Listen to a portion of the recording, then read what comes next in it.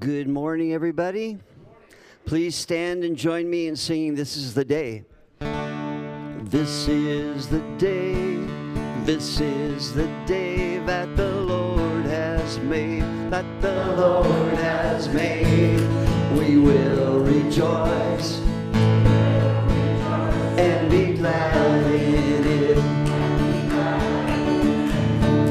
This is the day that the Lord has made. We will rejoice and be glad in it. This is the day that the Lord has made. This is the day, this is the day that the Lord has made. We will rejoice, we will rejoice and be glad in it. This is the day that the Lord has made.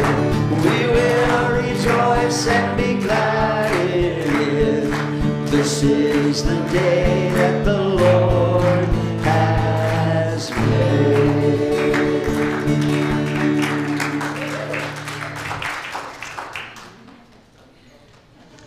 On this glorious morning, sunshine and warmth, sweet spirit, Mother, Father, God, we welcome our time together in this community, affirming God as spirit, ever renewing, life, love, and wisdom. And all is well in God mind. Amen. Yeah, you can applaud. That may be the first time I've seen applause for an opening prayer, but it was suitable. So, there was an airline years ago that when you get on the plane, they'd say, we know you have a choice when you're flying. We thank you for choosing whatever the airline was. I forget. So after a week like we've had with rain and obscured skies and cold, and we have a weekend like we have here, we know that you have a choice, and that choice is, do I go to church or do I go out into the garden? And so we thank you for joining us, and you chose the right Sunday because we have Reverend Sonya Milton speaking this morning. It's going to be wonderful.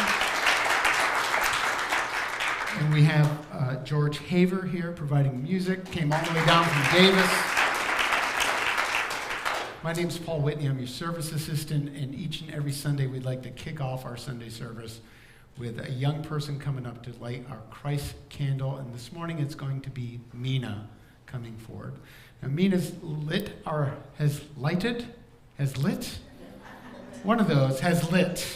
our Christ candle many times before, starting when she was much younger than now.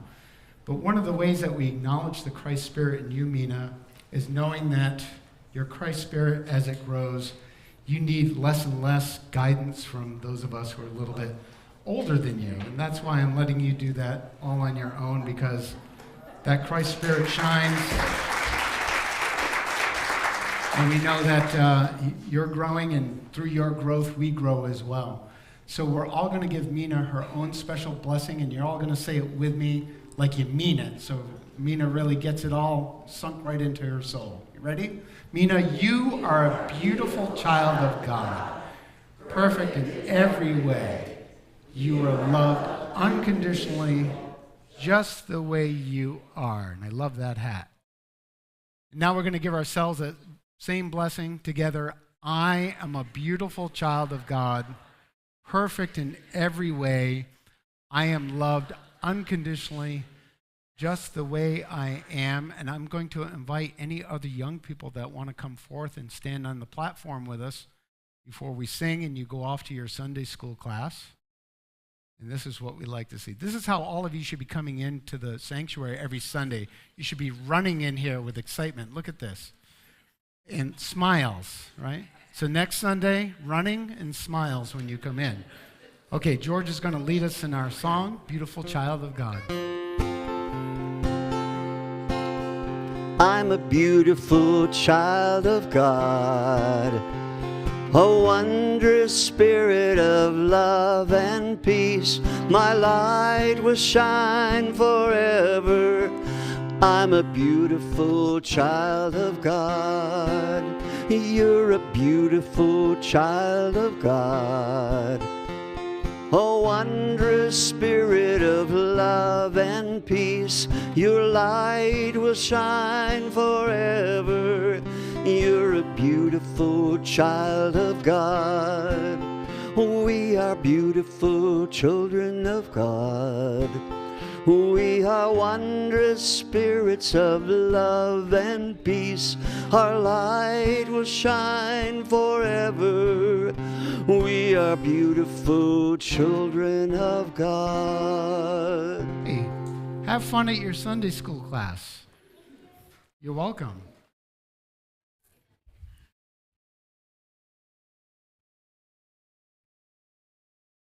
Over the years here at Unity of the Valley Spiritual Center, we've always had different traditions that have come and gone, and we used to have this tradition where we'd welcome new people. We used to give flowers, we used to have people stand, and we've gotten various feedback from all of that. But if you're here for the first time, we'd like to say welcome home. We hope you make this your home and come back to see us again really soon. And if you have questions about Unity of the Valley, please see us after the service in our social hall just across the way. We're going to have refreshments, and you can ask somebody any questions you might have. And if they don't have the answer, they can find somebody who does have the answer. So welcome. Our prayer chaplains are here each and every Sunday to pray with you, and they're standing. They have these beautiful white stoles. Pat Flores and Miss Potts is back there. Cheryl Potts is back there. They're here to pray in strict confidence with you for anything that may be weighing heavily on your heart or a celebration that you would like to share. So please make good use of them. In our announcements this morning, we have a congregant who's going to come forward and talk to us about our Earth Care Covenant that we have here at Unity. This is Gretchen Harper running to the platform. Just like this. Paul and I talked earlier that if I ran and fell down, he would pick me up. So the Earth Care Covenant is something that Unity believes in. And this group of people have written it. So I would like to ask you to join with me in the Earth Care Covenant. As a spiritual community, we are committed to being ecologically responsible stewards of our earthly home. We affirm that we hold a deep respect for all life and a sincere reverence for the interdependent web of all that is. We envision and take action to create a world where all life thrives in harmonious interdependence. With compassion and gratitude, we strive to bring awareness to the vital balance of nature, to ourselves and others. You did a really good job. Earth Care will continue by saying, we join together to mindfully support the well-being and protection of our natural environment. Here and across the world, we declare our covenant with God to walk lightly upon this beautiful earth as we hold a vision of the highest good for all living beings on this planet, now and for future generations. Thank you. We ask you to join with us in a number of Earth Care activities and events, and we'll notice out in the hall that there are a number of things, including one piece of paper where you could sign up to get information about the Earth Care program at Unity in Vacaville. Mei Ling, who is the chair of that group, could not be here this morning, so we send her our best, and we thank her for having written with a couple of others the covenant. Thank you very much.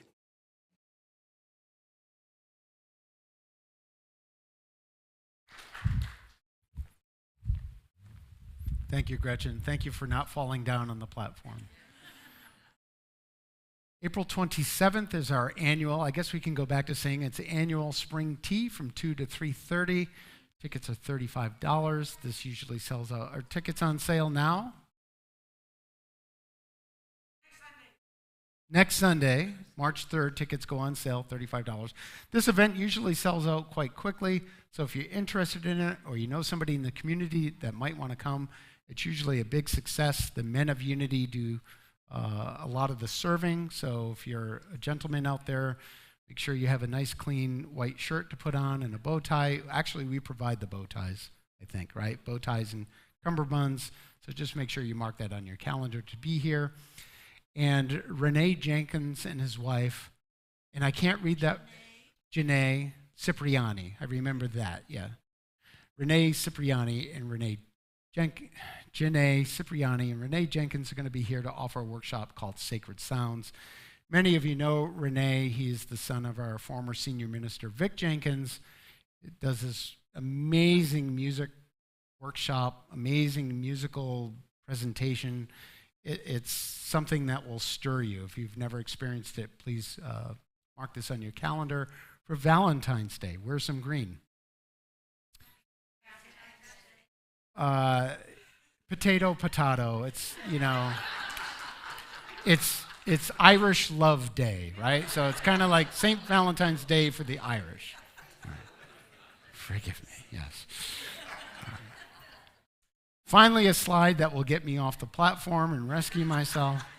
I want you to join with me together with our statement of faith. Together, there is only one presence and one power in the universe and in my life, God the good.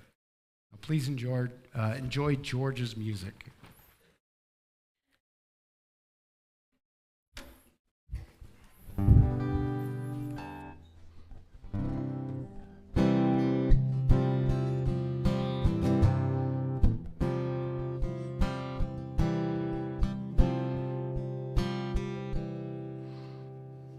Get ready, my soul.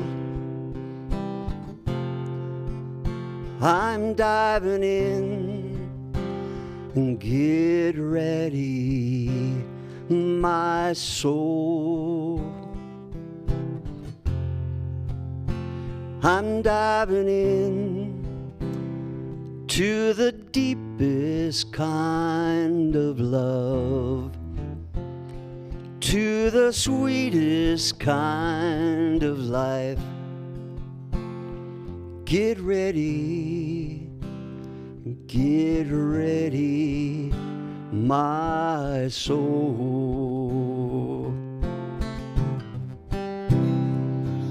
Everything I've ever done, everything I've ever seen, everything I've lost or won, everything I've ever dreamed has brought me here to the present moment, here to a new beginning, here, and I'm seeing life so clearly now. Get ready, my soul. Ooh, I'm driving in. Get ready, my soul. Oh, I'm diving in to the deepest kind of love, to the sweetest kind of life. Get ready, my soul. 'Cause here I go, deeper, deeper, deeper than I've ever been before. Here I go, deeper and closer, closer to my sacred source. Here I go, deeper, deeper, deeper than I've ever been before. Here I go, closer, closer, closer to my sacred source. Get ready, my soul. Ooh, I'm diving in. Get ready, my soul. Ooh, I'm diving in. Get ready, my soul. Ooh, I'm diving in. Get ready, my soul.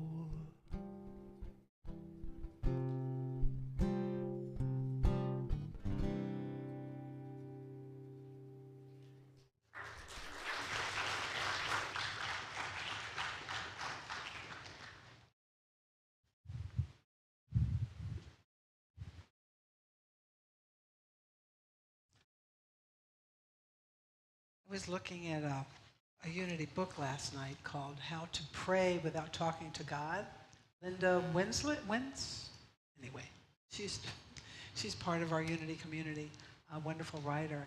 And there's this movement we're in, moving from this sense of God and me to we are all the same thing, this non-dual teachings. And I think it's what Charles Fillmore, one of our Unity founders, talked about all the time, this idea of no separation. So it's a big shift in our language, too, isn't it? It's like not praying to God, but praying as if we are all one. So it's more affirmational. So I'm in that place of remembering not to go, God out there, but God, we're all this same thing. So it's a process, and maybe some of you are in that too. And for sometimes, it's helpful and useful to say, God, help me. Help me, God. So I'm on kind of this roll right now. I'm speaking today, and then I'm speaking again on Easter Sunday here. And I thought, what an interesting, to hold this beginning of Lent. This is the second Sunday of Lent, which Charles Fillmore called Let's Eliminate Negative Thinking. That's a good one. But it's this real time of moving towards this, really walking through this ministry of Jesus. And as you know, I'm fascinated with biblical stories. I talked about Jacob last week and crossing the Jabbok. And so that kind of came up for me again. Really talking and sharing about and exploring the ministry of Jesus from the beginning to how we know it ends. So I wanted to start with this. I'm sort of embarrassed by this slide because I drew that in one of my notebooks years ago. So just be with me on it. It's pretty kind of hard to see, isn't it? And this has to do with the writers of the Gospels. It has to do with the synoptic Gospels, which are Mark, Matthew, and Luke. John is like a whole other thing. And you don't have to know anything about the Bible to be to understand what we're talking about today, because for me it's really fascinating. Because Mark was the first gospel written, about the year 70. And if we say, now again, if any of this ever really happened, I want to put that caveat out there. Maybe it happened, maybe it's a myth, maybe it happened. Because this was 40 years after the event of the crucifixion that it was written down. So if Mark was even around, he was probably a very young person when he first experienced the teachings of Jesus until he wrote it down. So he's sort of the main source. So I always go to him first when I'm really looking something up, and he's just says it how it is. The other writers embellished a bit because of the audience that they were writing to. So, I can look this way. I don't have to look that way. Sorry. So Mark is the first. And his source they call Mark. That's straight down from him. Then we have Matthew and we have Luke. Matthew also wrote around the same time as Mark. Luke, maybe 20 years later, maybe 80, 90, 100 of the Common Era. And so both Luke and Matthew took from Mark and embellished it. Matthew from a source that's called M, Luke from a source that's called J, and both of them from a source called Q, which stands for Quell, which is a German word for source. So they don't know where these came from, but scholars have been able to figure this much out. So Matthew, when he was writing to a Jewish audience. Jesus, of course, was Jewish, and so he was writing to that audience. Luke was a physician, he was Greek, and he was writing more to that audience, to Gentiles. So does that make sense? So as we go on, because as I said, I always go to Mark first. So again, I want to talk about the beginning of the ministry. So just hang in with me, because some of this is like, I got a lot of words on these slides, because I'm just getting into using slides, so it's kind of fun for me, but you don't have to pay any attention to them. But I'm going to read them because it's kind of exciting for me to work this way. It's kind of new, because back in the day, we didn't have this technology. So I'm trying to kind of get up to speed. So John the Baptist was out in the wilderness. He was sort of a mountain guy. He ate locusts and honey, supposedly, and he was baptizing people in the River Jordan. So in those days, Jesus came up from Nazareth of Galilee. It's about 80 miles, so that's a long walk, and was baptized by John in the Jordan. And just as he was coming up out of the water, he saw the heavens torn apart and the Spirit descending like a dove upon him. And a voice came from heaven, "You are my Son, the beloved. With you I am well pleased." Isn't that a great affirmation to just get? To just get that, it's true.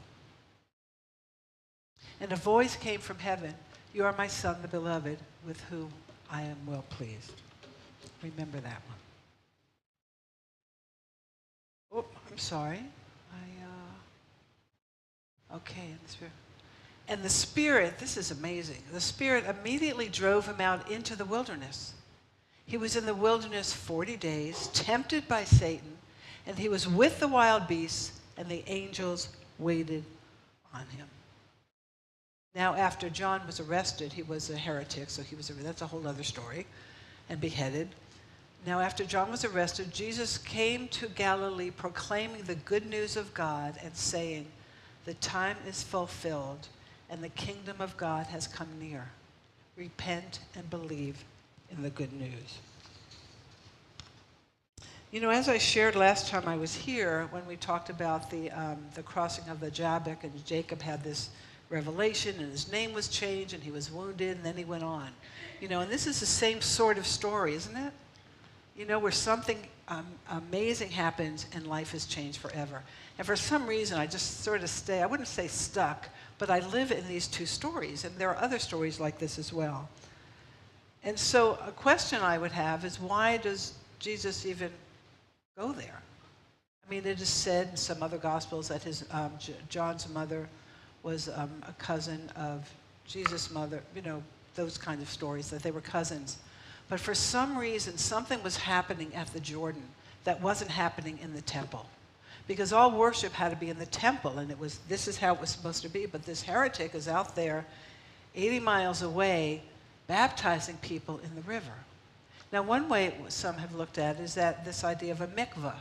Now, a mikvah is a ritual in the Jewish tradition where you go in the water to be cleansed, and you do that before going into the temple, before getting married, for different things. And maybe this was a different kind of mikvah. That's a way to look at it. We don't really know.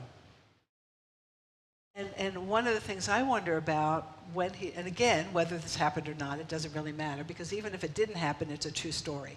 And for some of us, this is a story we grew up with, and it's really important to us. So I wonder, did he really know he wanted to change the world when he took that walk? What did he do on those 80-mile walk? That take a long time. I mean, we don't know really anything about his earlier life. And what can we imagine that he sees and actually hears? What happened? I mean, did a voice really come out for everybody to hear? I believe it was much more of an internal experience. an internal experience from self with a small s to self with a large S. Carl Jung wrote, "The experience of the self is always a defeat for the ego." This idea of small s self to large s self, as we keep letting go of the grandiosity we think we are in the world, as we keep letting that go, and the soul, the self, the soul that we hear about in the song happens.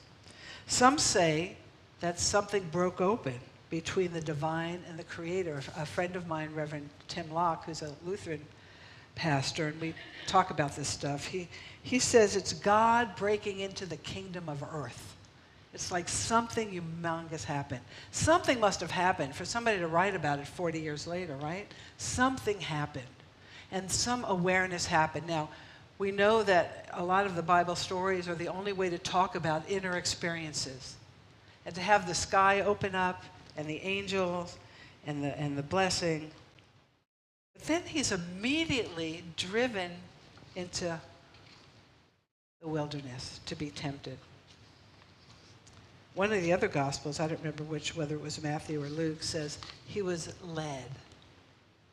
So we're driven and we are led. We have a concept in Unity that Charles Findler talked about, chemicalization. You familiar with that term? I kind of love that. It's the experience he talked about that happens when you get this new consciousness. God tells you you're a beloved child, whatever it is that happens to you, you have this awakening, this awareness. Maybe when you first came to Unity, or you first started having a prayer life, or you saw a child being born, and you have this new thing. And then it comes up against your old stuff, and that commotion, that chemicalization that happens. 40 days. Now Moses, how long was he in the desert? 40 years. Noah on the ark? 40 days. There's something about that number 40 that represents the amount of time it takes for something to happen. And we're in these 40 days of Lent right now. So we can, of course, look at all this metaphysically, as we so like to do in Unity. We just kind of like to make it up the way we make it up, which is fine. So first, he's tempted by Satan. And Satan is the adversary, that other. That's like going, I've got a few of those in my life. Do you? Those ones that go, and then you're just like, But it's useful. It's like the other side. It's not all rosy. So, think about that. And then he was with the wild beasts. When you're just with the wild beasts, you're just in it, and you just can't really come out. And then there were the angels. And then he leaves the wilderness. And what does he do? First thing? Because he's told to repent and preach the good news. And what is the good news? I mean, the main message I get is that the kingdom of God, the kingdom of heaven, is where? Is here. So it's not all this pray out there and God, I actually was looking for a photo I wanted to use for a slide that showed the baptism, but they were all so full of angels with big wings, and it was like, that's not the experience we have, because we have it right in here. But there was a time where the only art allowed was depictions of the Bible, so I appreciate good art. So the first thing he does is he leaves the wilderness and collects his posse. He goes looking for the 12, his team, his support group, and he gathers them, and then he can go out and do his healing, wonderful work. And as he chose each one of them, those are other wonderful stories maybe we'll look at sometime, of how he sees who someone is. Stop what you're doing and come with me. Come with me and do this great work. Wow. Isn't it wonderful to have that kind of leader in your life, that you can just totally trust? Because it's not always like that either, which I'm going to talk about right now. So what do we know of people being drawn into some wilderness by an unexpected, charismatic message or messenger? I mean, let's look at the world right now. You know, look at some of these fringe and not so fringe groups following a political leader or a rock star. Or, you know, I was with my niece the other day, and we went to a nail salon, and which is something I don't do very often. So a young girl came in with her mother, and when they were asking, you know, pick out your polish, you know how they do that. You might not know that, but, you know. And the girl says, she was 17, and she said, I want the Hailey Bieber. And they knew what that was. Now, Hailey Bieber is she's married to, what's his name, Bieber? Justin Bieber. And she's a Baldwin in the Baldwin family. And so something about what she does with her nails is like, I guess that's an influencer. I mean, it's really interesting. It really struck me as the things that people are following that I'm not aware of. But then there's stuff I am aware of, isn't there? So what do we know about those people? There's a lot of that going on, isn't there? Especially politically right now and all around the world. I don't need to get specific. We all have our beliefs and opinions about that. So what teachers or rock bands or political leaders or athletes or artists or TV and film stars can draw crowds of people out of their daily lives into a different place or state of mind? The Super Bowl, I mean, how could not Kelsey and Taylor Swift win? You know, I mean, that just, you know, she got Album of the Year, he got the Super Bowl. I mean, you know, that just is how it was, you know. That was quite a game. I mean, I even watched it. And so this is what happens. And so that was going into the Jordan, and then Jesus came out with a whole different message, which was softer and not so soft, wasn't it? It was,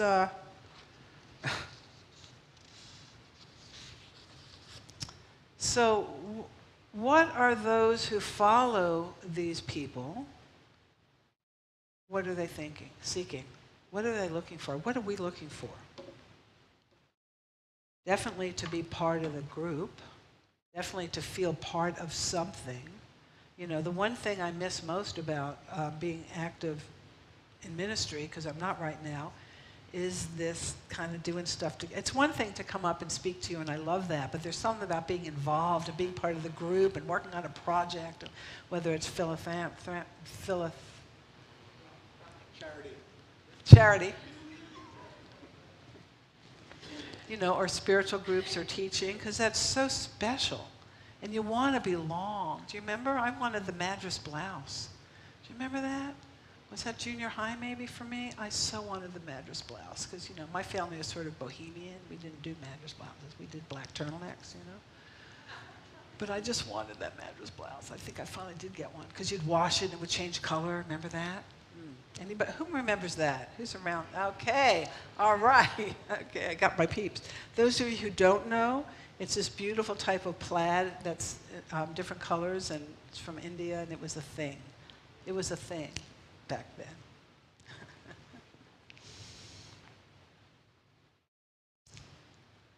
And what are they willing to give up or do in order to be with the messenger or the messenger? And what do they gain? You know, there's always that idea of what's the cost and what's the promise. Am I going to let go of everything just so I can be part of the group? I'm not going to say what I think or mean. I'm not going to say who I really am, because I just want to be accepted and be part of something that I don't have to take responsibility for myself. We see that in some fringe groups, churches, religions, politics again. But also, what do they gain? Depends on the group, doesn't it? It depends how much of yourself you give away and how much of yourself you gain by being part of the group. You know, I would like to polarize this group and saying the gain is worth the cost. The promise is worth the cost. So, I mean, the next question really is, how is this story our story? How is this story unfolding in your life, in my life? Of walking these 80 miles to get to the place, you know, sometimes, you know, marathons. I think Warren was talking about, you know, And I did one of those charity walks that was like 27 miles several years ago. And those first aid stands with people with blisters and problems and broken toes and, that which keeps us going because of the vision being here and not dealing with everything that's right here. What do they? And then being driven out into the wilderness. I mean, Charles Fillmore called the wilderness symbolic of the multitude of undisciplined and uncultivated thoughts. That's so mental, isn't it?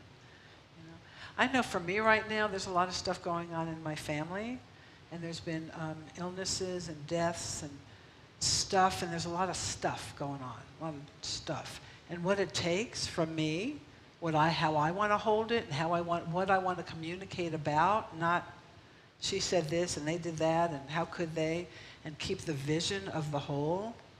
That's a lot of work, isn't it? Even for me. It's a lot of work to hold on to the vision. And the vision is that the power and the presence is within and all around us. That's the vision, right? To hold.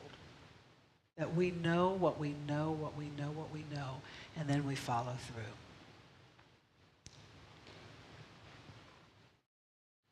And then we have our act together, or at least we're beginning to have our act together. And then what is it? That's our own important work to do. More questions. I like questions. More than answers, because there's not always answers, are there? Where are the wildernesses in your own life? Where's those places where there's Satan and there's wild beasts, but there's also angels, that mixture of stuff. It's like what we talked about last time with Jacob at the Jabbok. All night long he had to wrestle. All life long we have to wrestle with these things and make our choices. But we have to be in them. We can't shove them back, hide them. It doesn't work. We see it in ourselves and we see it certainly in other people. And that's where our compassion comes in, doesn't it, for ourselves and others. Compassion and empathy. Empathy even more than compassion. When do you choose to enter a wilderness in search of something or find yourself drawn by something you value or hope to discover? So we're looking for things. We find ourselves drawn to something. Think about when you came to Unity or something else that you came to, your spiritual life. Have you always felt that you're a spiritual person, or was there a moment where you went, oh, there's something else. There's something that calls me that's bigger than my everyday, my FOMO, my fear of missing out. I was listening to a teacher the other day. He calls it the joy of missing out, that it's great to just let that stuff go and remember what's so important in our prayer life, our meditation life, our interactions with each other. And when do you find yourself being driven into the wilderness? I kind of feel like I'm in there right now in my life, what's going on. That I didn't get to say, yeah, it's time for me to be in the wilderness. It's like, accelerated course, girl. Here you are. This is what you get. And it's okay. Boy, I really got into this, didn't I? So what is it that drives us? What is that thing? And we all have it. And what happens when we resist it? What hurts? What gets lost? What breaks open? And what do we want to get by avoiding it? What do we hope for? If I just avoid it, I don't have to deal with it. It's going to go away, and I can stay in my nice, neat little box. And what does it cost to do that? I have an old family situation that something happened long ago, and it keeps coming up, or somebody brings it up, and I keep saying, I want to just put it in a box and put it on the shelf. And I do. It lives on the shelf most of the time, but then it gets stirred up, and it comes here again, then I gotta go. No, it's going to go in the box, on the shelf. I'm not burning it.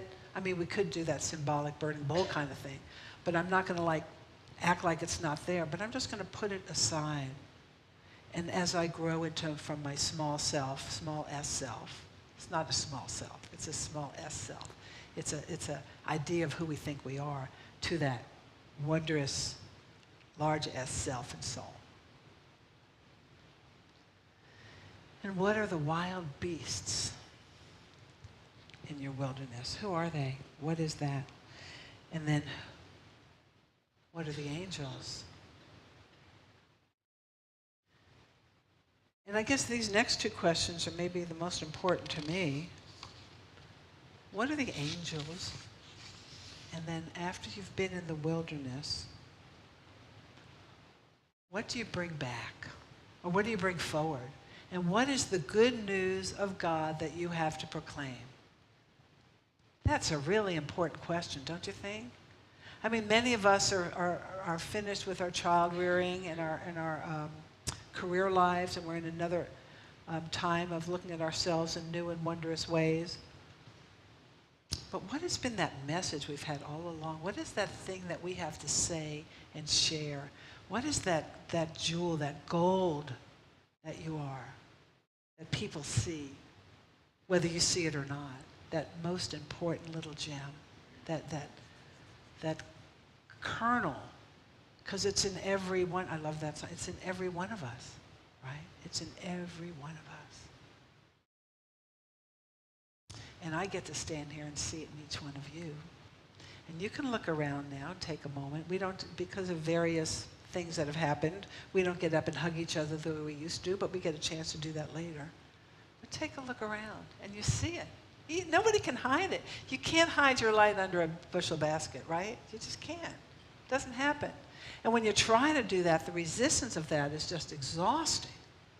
Letting go, I think that letting go, let God is the name of our Lenten booklet this year with Unity. You probably have those around here or came in your mailbox. So again, it's that same journey, that Jacob had. You kind of have your life, and then you have something open up, and then you got to struggle for a while. I mean, we really do have to struggle. We don't always have to suffer, but we get to struggle and make our decisions about who we are and what we want for ourselves and for those in our lives. Yeah, no suffering, but a lot of struggling.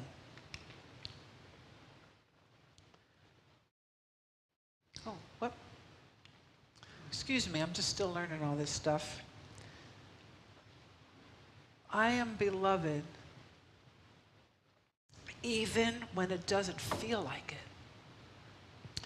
And through this process, being made more and more like Jesus. And like him, and what he represents, the story. And like him, may I continue to be chosen, blessed, broken, and given to those who need to see the slow, yet powerful work of God, that work of spirit within us. I'm going to sort of take a little veer to the left here. Once a year, tens of thousands of people gather in the Black Rock Desert of Nevada to create Black Rock City, a temporary metropolis that's dedicated to community, art, self-expression, self-reliance, and in this crucible of creativity, of finding your joy and finding your bliss, all are welcome. So what I'm sharing with you next are these 10 principles, because it really leads into what do we do now? We don't go out and do the ministry that Jesus did, but there's a lot that we can do. And this is the 10 principles written in 2004 by Larry Harvey, who was one of the co-creators of Burning Man. Anybody been to Burning Man? I've been there in spirit. I did some of that stuff earlier.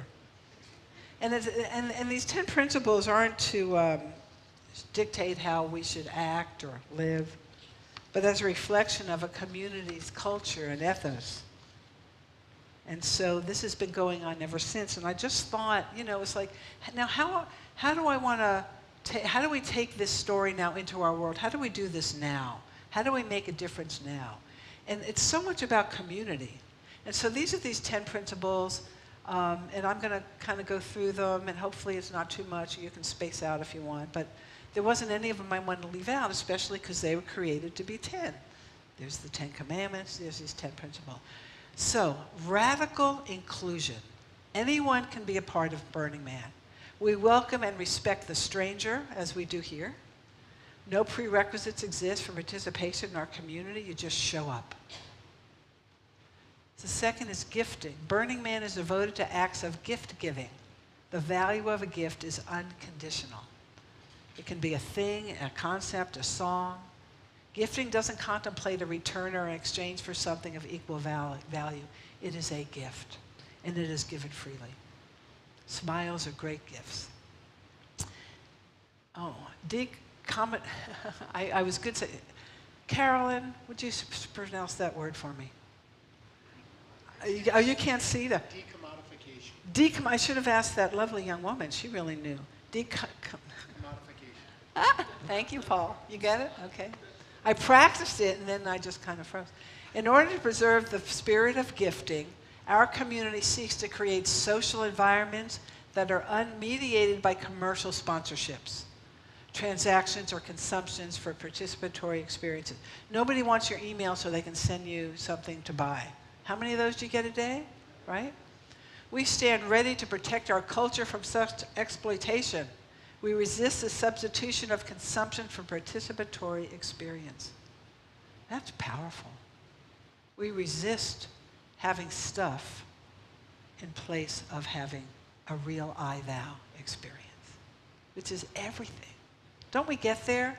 You know, we just don't, I don't need that anymore. I don't need it. I was telling John this morning, we were trying to hook the mic thing on my skirt. I've had this skirt so long that the elastic is gone. And to hook it on, it would just fall down. So I have to have layers of stuff here anyway. You know, it's like, but I have this skirt. It's the only skirt I really have, and I wanted to wear a skirt, you know. It's like, we don't need more, I don't need more stuff. Except when I do. Radical self-reliance. Burning Man encourages the individual to discover, exercise, and rely on his or her inner resources. I mean, you've seen some of the fantastical things that come out of there, the things that are built and shared and, you know, wild stuff. And to have an environment where all that is welcome and you can be a part of. Radical self-expression, the unique gifts of the individual. No one other than the individual or a collaborating group can determine its content. It's a gift to others. The giver should respect the rights and liberties of the recipient. How many times you go, oh, I don't really want that, you know? But it's a gift. And what's the only response to a gift? Is thank you. Yeah. And then you put it in the giveaway pile. Communal effort. Our community values creative cooperation and collaboration. We produce and promote and protect everything. Civic responsibility. We value civil society, and that's something that's really shifting these days, isn't it? And some of us have strong reactions to that. Community members who organize events should assume responsibility for public welfare and endeavor to communicate civic responsibilities to participate. There are too many events happening regularly that turn violent, hate-filled, and yet we still hold our focus. Leaving no trace, earth care. Participation, committed to radically participatory ethic. We believe that transformative change, whether in the individual or in society, occur only through the medium of deeply personal participation. Everyone's invited to work, whether you want to sign up for the Earth Care team or be an usher or a prayer chaplain, prayer partner, prayer chaplain, or anything you want to do in your life. Pick up your grandchild from school, you know, whatever it is. But it's our fifth principle in unity. We don't take all these unity principles and sit on a mountaintop with it. We take it out into the world and we share who we are from our heart. And finally, immediacy, the most important touchstone. We seek to overcome barriers that stand between us and the recognition of our inner selves. And that's from self to self. No idea, no book, no nothing can substitute for the experience of the heavens opening and you getting that reality that you are a beloved child of God, of Spirit. And in this whole experience of love and harmony, the whole experience is well pleased because you are who you are in this moment. And that's a great thing. Namaste.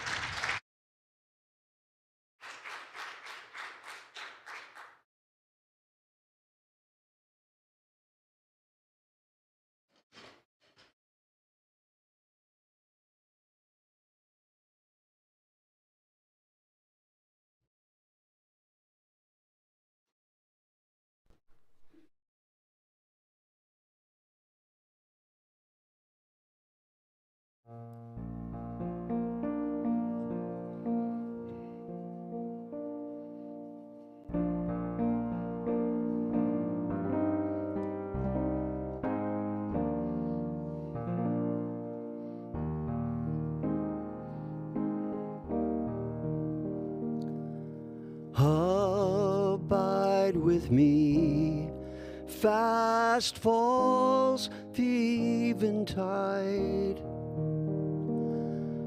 The darkness deepens, Lord, with me abide.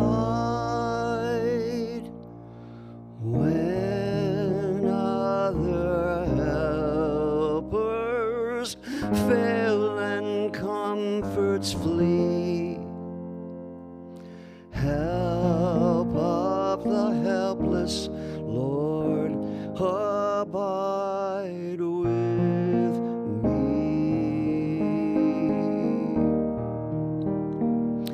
Swift to its close, ebbs out life's little day. Earth's joys grow dim, its glories pass away. Change and decay in all around I see. O thou who changest not, abide with me.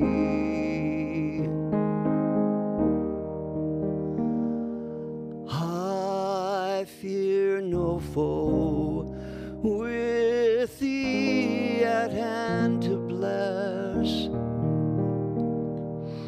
Hills have no weight and tears no bitterness. Where is death's sting? Where, grave, thy victory? I triumph still if thou abide with me. Lord, hold thy face before my closing eyes. Shine through the gloom and point me to the skies. Heaven's morning breaks and earth's vain shadows flee. In life, in death, O Lord, abide with me.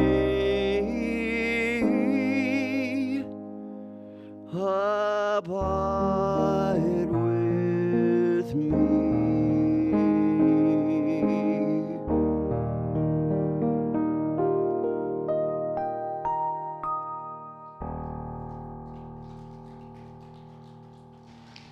We just take a few moments now to take all this in, to truly abide within. So if you haven't already, just find yourself comfortable and relaxed. So much information, yet so much inner joy, recognition, inspiration. There's this cosmic intelligence that's in each of us, and it responds when we acknowledge it. And we communicate with it through this inner experience.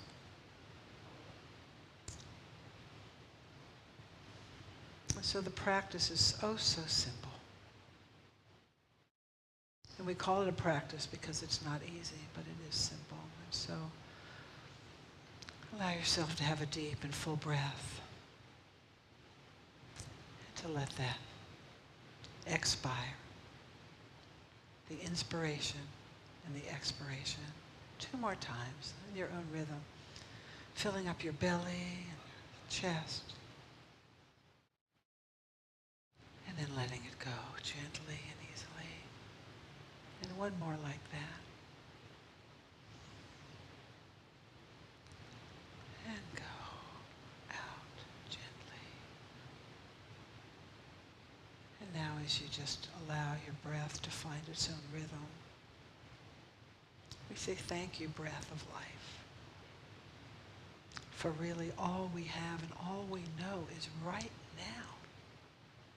The planning and the thinking and the stressing, that's something else. That's not even thinking. It's just that monkey mind that just wants to keep going like a computer does. Just keep going. We can set that aside for right now. And as one of those thoughts or stressors or planning events come into mind, just peace, be still. I'm sure you'll come around later. Right now I'm focusing on my inhalation and my exhalation. My inhalation and my exhalation. Breath in, breath out.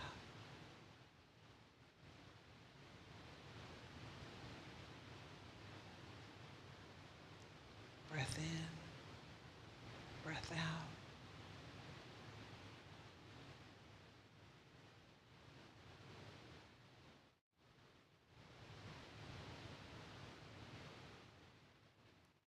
Breath in and breath out. This moment, these sounds, experience of people in front of you, behind you, to your left and to your right. Sacred souls sharing in this moment we are.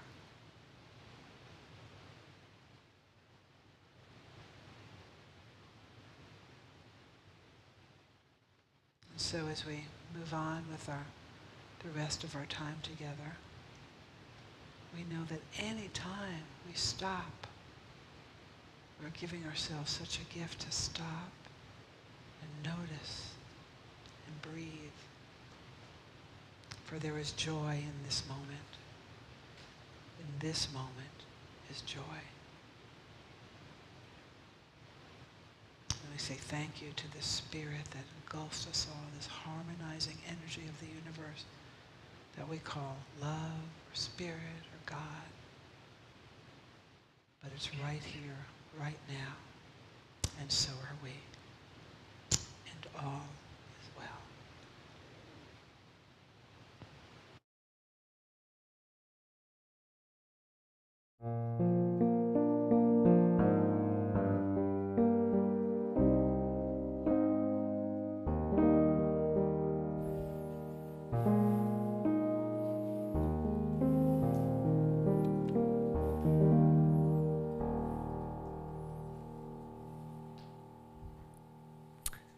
Thank you, Reverend Sonya Milton, for being here with us this Sunday. It's always a great gift for us to have you here.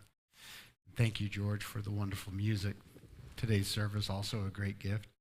Speaking of gifts, here are 2 of our best and brightest ushers coming down, because this is the time in our service where we ask for gifts. These gifts can be of your time, of your talent, of your treasure. We have many volunteer opportunities that go unfilled each and every month that we're looking for help with. But also we need help with keeping the lights on, keeping the air conditioning on, and just generally supporting our programs, not only within the walls of our spiritual community, but also what we do in the greater community. And there are many ways to give. You can give through texting. You can go to our website and press the donate button. You can also set up recurring payment programs through your credit card or bank account. And so please, that we ask when you do give, just give with love and give as generously as you feel moved to. So together we're going to bless our tithes and our offerings with these words up on the board. Together, God's love through me blesses and multiplies all that I am and have, all that I give and receive. I am grateful.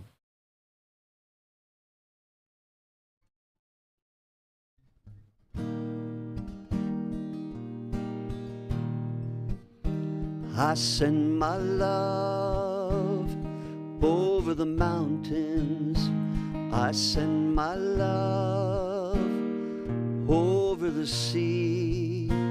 I send my love into the heavens, and it returns to me. Why don't you join me here on joy? I send my joy over the mountains. I send my joy over the sea.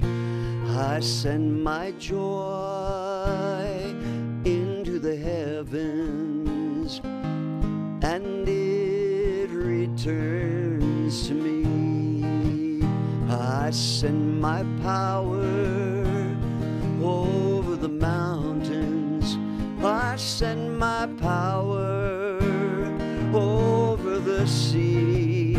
I send my power into the heavens, and it returns to me. I send my peace over the mountains. I send my peace over the sea. I send my peace into the heavens, and it returns to me.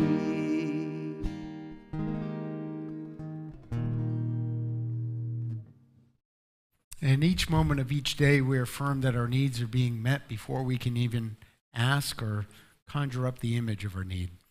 So we say thank you, God, and thank you for all the gifts that you've given to our community. Now, as you're able, we're going to ask you to stand and we try to form a circle. And for you geometry buffs, sometimes it comes out to a different shape. But we're going to try to do a circle here. If you're comfortable, you can join hands. But please be respectful of people if they're not comfortable holding hands at this time.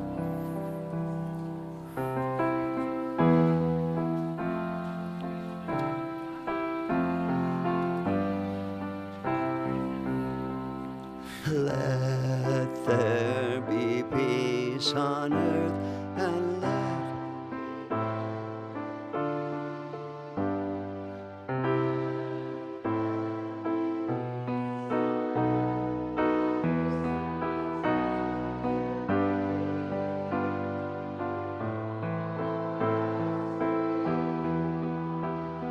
we are family.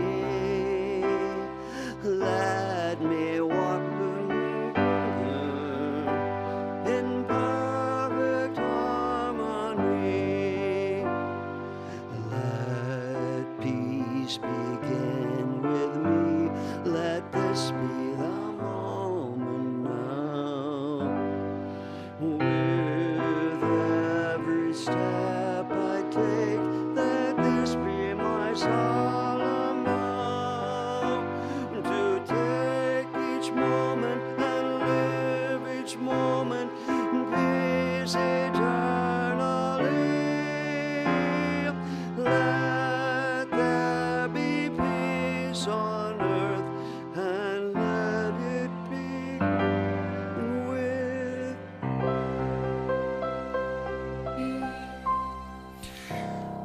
The light of God surrounds us.